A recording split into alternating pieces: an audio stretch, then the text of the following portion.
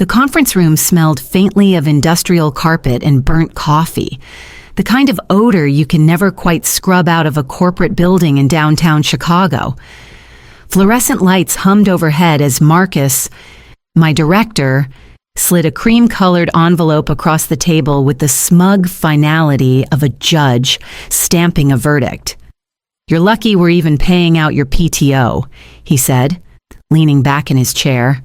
His grin was wide, rehearsed, meant to look casual but steeped in control.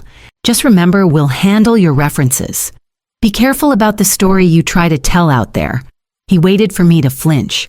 He wanted panic, a nervous laugh, a plea, maybe tears. I gave him nothing. My fingers brushed the envelope. I tucked it neatly into my notebook without unfolding it. Then I reached inside the same notebook and pulled out a slim USB drive, matte black, scratched on one side. I set it down on the table, quiet as a coin. "Good," I said, voice even. "Then you'll also remember who signed off the architecture you're trying to sell." For a fraction of a second, his face shifted. The smirk faltered. His eyes flickered to the drive, then back to me. He covered it quickly with a laugh that was too sharp at the edges. "It's just business. Celine," he said. Nothing personal. The words were meant to dismiss me, but I could hear the strain under them. The air between us thickened, heavy with everything unspoken. I slid the USB back into my notebook, closed it, and stood. My chair scraped against the floor, a clean break. He didn't move to shake my hand. I didn't offer mine. I walked out with the same steady pace I'd used walking in, except this time the weight of the room had shifted. In the hallway, the chatter of open-plan cubicles reached me like static. Phones rang, keyboards clicked, but it all felt distant, a soundtrack to someone else's life. I adjusted the strap of my bag over my shoulder and pushed open the glass doors. The chill of the Chicago street wrapped around me, crisp and honest in a way the office air had never been. I didn't look back as I stepped into the flow of pedestrians. The envelope sealed in my notebook, the war already tilting in my direction. Ahead of me waited the desk I still had to clear, and the final walk through rows of people who would pretend not to see me. When I reached my desk, the lock screen was already frozen on the company logo. I typed my password out of habit, though I knew the answer before the rejection flashed back at me. Slack had logged me out. My inbox had been wiped clean. Someone upstairs had pressed the delete button the moment I stepped out of that room. A badge swipe at the corner of the desk confirmed it access revoked. The quiet sting of erasure set in, around me. The floor carried on with a brittle rhythm, keys clacking, phones ringing, chairs creaking. Not one person raised their head. Most had perfected the art of pretending an emptying desk didn't exist, except Jonah. The intern hovered near the kitchen with a granola bar clutched like a talisman. Our eyes met across the open space. He gave me the smallest nod, steady and human. I returned it. Wordless. That was enough. I opened my personal laptop, connected to the guest Wi-Fi. My fingers moved automatically, as if they'd rehearsed this moment for months. First, an email to Legal Formal, polite, requesting a documented record of my authorship on the proprietary modules I had written over the last 18 months. Words like clarification and alignment wrapped the edges, but beneath them lay a charge waiting to detonate. Then a second email. This one to myself. A stripped schematic of the system's architecture, clean, sanitized, nothing that could be mistaken for proprietary code, just the bones and arteries of what kept Nexora alive, the balancing acts and pressure valves no one else even knew existed. I hit send and closed the lid. Packing took minutes. A ceramic mug, a notepad filled with sketches, a pen that actually worked. The plaque that said Team MVP stayed in the drawer. let it rot there. I lifted the half-full box and walked toward the elevator. No side hugs. No whispered goodbyes. Just silence thick enough to press against my chest as the doors slid shut. By the time the elevator reached the lobby, my name had already been erased from the system, but I knew the foundation I'd built was still beating inside their servers, waiting for the moment it would remind them who had designed it. The elevator doors opened onto the street, but my mind didn't follow me outside. It stayed behind, circling through years that had blurred into each other under Nexora's fluorescent glow. I remembered nights when the city slept, and I was still perched in that glass tower. My screen, the only light in the room. Production outages always seemed to wait until midnight. When no one else was willing to pick up the call, I was the one patching code live, balancing traffic across servers like a tightrope walker over an empty canyon. The victories never came with applause. If I prevented a crash, no one noticed. If a launch succeeded, it was because the product team drove innovation. They never said it was because I had rebuilt the routing layer in 48 sleepless hours. I carried that weight alone, silently, because I thought that was what loyalty meant. The cost was sharper at home. My marriage dissolved quietly over years of missed dinners and late-night calls I couldn't ignore. Anniversaries passed with me sitting in a server room, telling myself that stability mattered more than candles and cake. My brother's wedding, my mother's last birthday. I missed them all, glued to a laptop that gave nothing back. Through it all, I heard my father's voice. He had been a structural architect. A man who measured his worth in foundations that stood long after he was gone. When I was young, he told me, every building tells the truth about who built it. You can't fake a beam that holds. His words became my compass. Lines of code, server maps, protocol layers, they were all beams in a tower no one else bothered to understand. Nexora thought they could erase me with a memo, reduce me to a line on an exit form, but I knew the truth was still embedded in the architecture, written in the silent spaces where the system only held because I'd willed it to. Sooner or later, those beams would start to groan without me, and the sound would be louder than any reference Marcus could withhold. I adjusted the box in my arms and stepped into the cold air, already imagining the cracks I knew would follow. Weeks passed, and the noise of corporate life faded into something distant, like traffic heard through thick glass. I began working quietly from a corner table at a coffee shop in Wicker Park, where the baristas knew me only as AER. Under that alias, I picked up small contract startups with broken backends, founders drowning in their own spaghetti code. The work wasn't glamorous, but it was clean. I could untangle a mess in a few hours, send off a report, and walk away without the politics, without the slide decks, without Marcus's voice echoing in my ear. There was a rhythm in it I hadn't felt in years. Wake early. No alarms from pager duty, no frantic messages at 2 a.m., just a blank laptop screen, a problem to solve, and silence. For the first time, I drank my coffee hot. One afternoon, while walking a client through their infrastructure, they paused mid-sentence, squinting at one of my draft diagrams. "Funny," they said casually. "This looks almost exactly like what Nexora showed us in their new product pitch last week." My pen froze above the notebook. "Oh," I asked, careful to sound neutral. "Yeah," they continued, flipping through a deck they'd been given. Same routing illustration, even the notation style. I remember because it was unusual cleaner than most. They said it was their innovation. I nodded, lips pressed into a thin line, and let them keep talking. Inside, the air shifted. Those diagrams weren't public. They had lived in my private sketches, in drafts I never shared beyond a locked folder.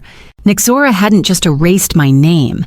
They were parading my work as theirs, hollowing out my architecture and dressing it up for investors.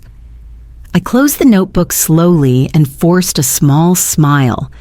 pushing the conversation back to their own system. The client didn't notice the tremor in my hands.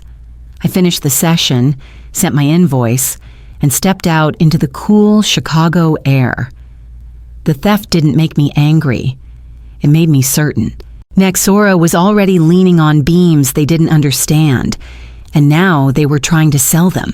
I knew how long such a structure could stand before it cracked, and I knew the first fractures had already begun.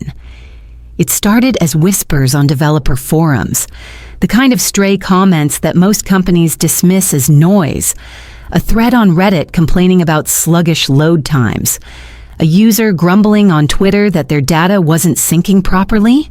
At first, I scrolled past them, thinking it was just the usual chatter. But the patterns grew clearer with every post. Pages timing out, features stuttering, latency spikes that no one could explain. I knew the signatures. I had seen them before, late at night in Nexora's server room, when I'd patched the system with a stopgap solution only I understood, a fragile bypass disguised as stability. It was never meant to run without maintenance. Now, the edges of that patch were unraveling, and the system was showing its cracks. I sat at my usual table in the Wicker Park Cafe, the hum of espresso machines around me, a latte cooling at my elbow. My laptop screen glowed with thread after thread of complaints, each one like a faint tremor on a seismograph. Alone, they meant nothing. Together, they told me a quake had begun. I took a slow sip of coffee and let the warmth steady me. There was no satisfaction in watching it happen, only inevitability.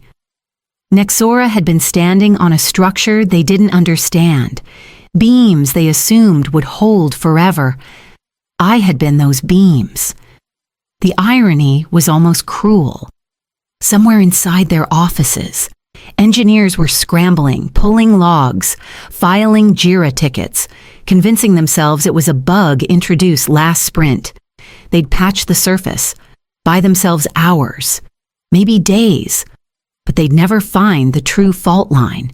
It wasn't in the code base. They could see it was buried in the undocumented logic I'd built when no one else could. I closed the laptop and leaned back, listening to the murmur of conversations around me. Life went on here, ordinary and unbothered.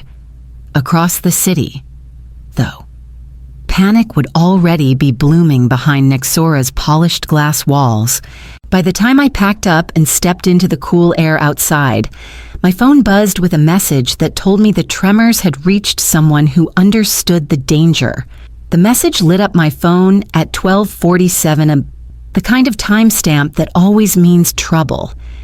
It was from Tamir, one of the few engineers at Nexora I had respected. Their prepping for acquisition feels unstable. No greeting, no sign-off. Just those words. I stared at the glow of the screen in my dark apartment, the city quiet outside my window. A second buzz came minutes later, a number I didn't recognize this time, but the name made me sit up. Mason Hale, an executive I'd seen years ago at an industry event. His message was short, deliberate. "Did you leave or were you pushed?" I didn't type a response. My silence wasn't out of spite. It was out of recognition. The truth was already moving faster than I could shape it. People were starting to piece together what Nexora had tried to bury. My absence had created a shadow they couldn't explain away, no matter how many slides they dressed up with buzzwords. I set the phone down and tried to sleep, but another whisper reached me a few days later. A leaked memo from someone inside Nexora had hired an outside consultant to cover knowledge gaps in infrastructure. I almost laughed when I read the next line. Within a week, that consultant had walked out, leaving behind a report that was blunt enough to be a blade. Only original architect can clarify core routing logic.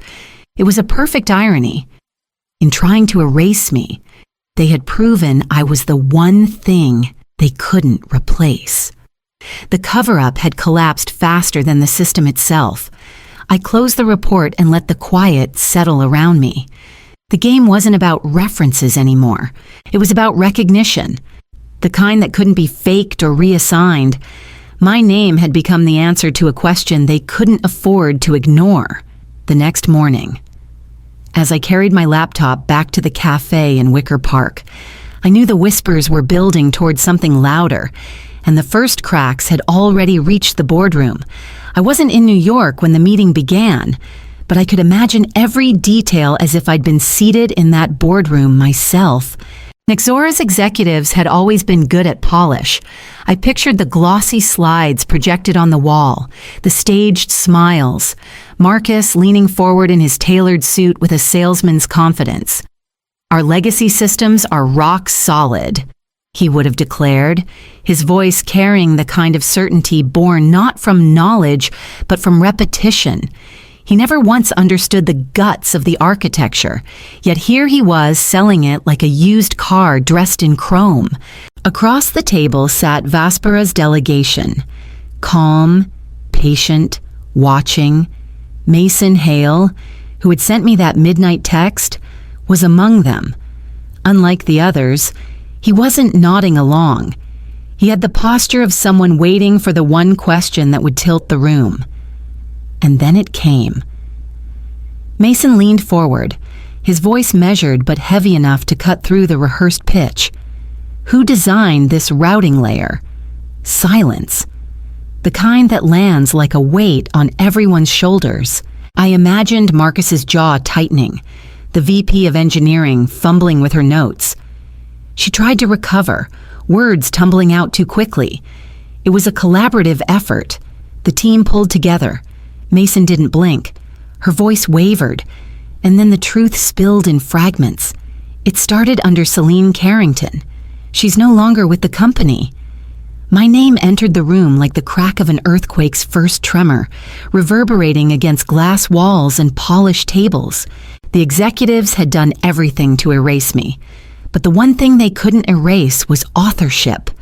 The system itself carried my fingerprint, and now it was being read aloud. The slide deck froze mid-animation, glossy arrows and buzzwords suspended in the air, useless. Everyone knew the performance had ended. My absence had become the loudest voice in the room. By the time Mason set his pen down on the table, the fault line had already opened wide enough that nothing Marcus said next could close it, and the pressure was building toward collapse.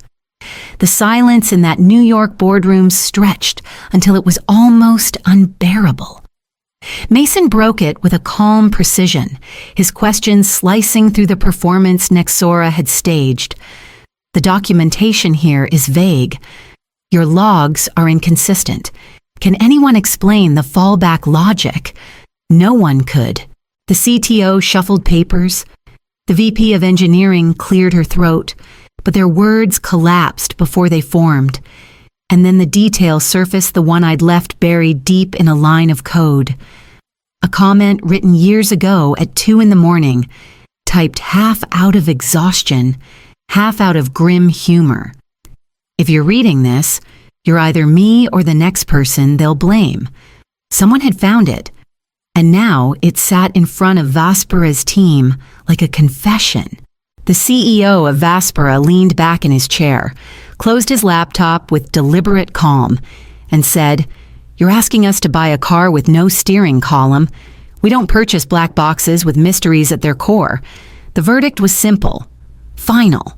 The $10 million deal collapsed right there, not with shouting or arguments, but with the quiet authority of someone who no longer needed to listen.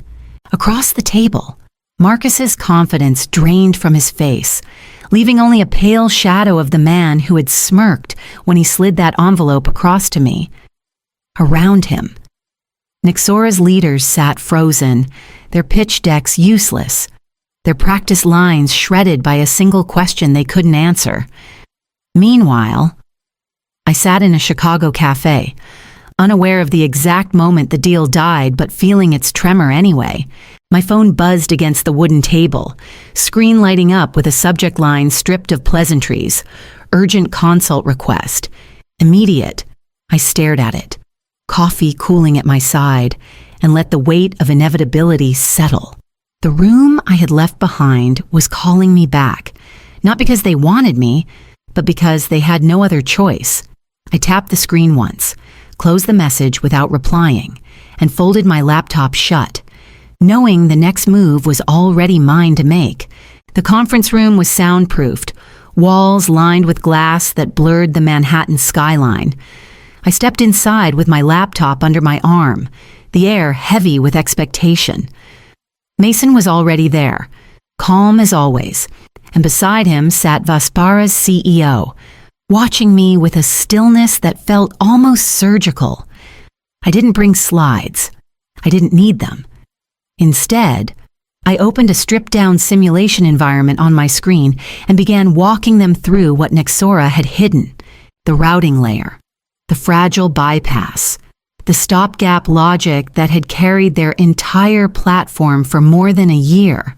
My voice stayed steady, clinical, as I showed them how it held together under pressure and how easily it could fail without the knowledge of its maker.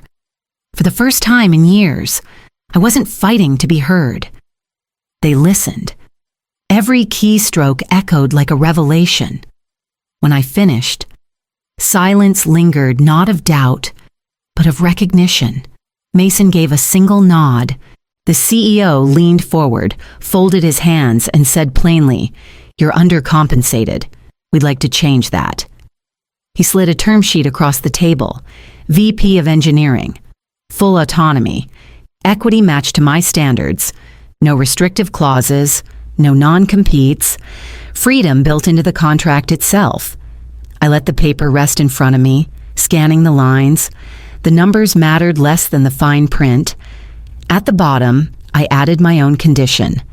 No savior press release. I don't need to be their headline. The CEO considered me for a beat, then nodded once. Done. I signed, closed my laptop, and rose from the table. As I stepped into the hallway, the weight that had clung to me for years loosened, leaving room for something I hadn't felt in far too long. On the flight back to Chicago, I looked out the window at the patchwork lights below, already thinking about what kind of foundation I would build next. The aftermath at Nexora unraveled quickly. Marcus vanished on what the company called stress leave, though everyone knew what it meant. HR scrambled with forms and frantic calls, begging anyone to step up for knowledge transfer. Slack threads multiplied by the hour, filled with messages that read more like confessions than updates. Does anyone know what Cellini built? Can anyone explain the routing fallback? No one could. While they drowned in the silence I left behind, I sat in a sunlit bakery in Chicago, a croissant flaking beneath my fingertips. The smell of butter and coffee wrapped around me, simple and grounding. For the first time in years, I wasn't watching a clock or bracing for an outage. I let the morning stretch, each bite proof that life could exist outside the noise of systems and boardrooms. The term sheet was signed, tucked neatly in my bag, but I didn't feel the urge to celebrate with champagne or gloat about what had collapsed without me. What mattered wasn't revenge, it was release. And in that release, something new began to take shape. Instead of throwing myself back into another war, I started drafting a different kind of blueprint. With my role at Vaspara secure and equity guaranteed, I reached out quietly to a few women engineers I had mentored over the years. The ones who had whispered to me about burnout, about being overlooked, about building in the shadows. Together, we began sketching a mentorship network, a place where their names couldn't be erased as easily as mine had been. Looking out the bakery window at the steady stream of pedestrians, I felt the clarity settle in my chest. They thought deleting my name would bury me. Instead, it planted a seed, and seeds don't stay underground forever. I folded my notebook shut, finished the last crumb of croissant, and stepped into the morning with the sense that I was finally building something stronger than the ruins I had left behind.